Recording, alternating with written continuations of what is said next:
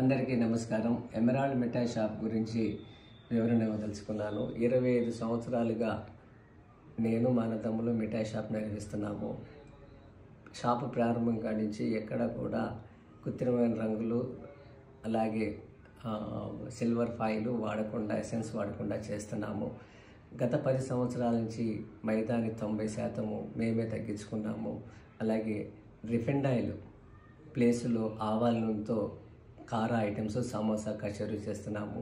సమోసా కచోరీ గోధుమ బిడ్డతో చేస్తున్నాము. కల్తీ పాలు గురించి వచ్చిన దానికి వివరణ ఇస్తున్నాను.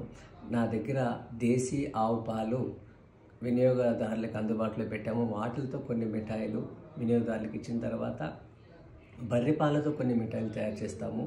మీకు ఇది వాస్తవం కాదు కల్తీ పాలు అనేది. మీకు రైతుల నెంబర్లు అన్నీ కూడా కింద ఎక్కడి నుంచి పాలు వస్తున్నాయి వాళ్ళ వివరాలు పూర్తిగా మీకు పెడతాము. మీరు నేరుగా మాట్లాడుకోవచ్చు, వాళ్ళతో సంబంధాలు ఏర్పాటు చేసుకోవచ్చు. ఆగస్టు 9 నుంచి 15 వరకు ఇందిరా పార్క్ దగ్గర నేను సెమినార్ నిర్వహిస్తున్నాను.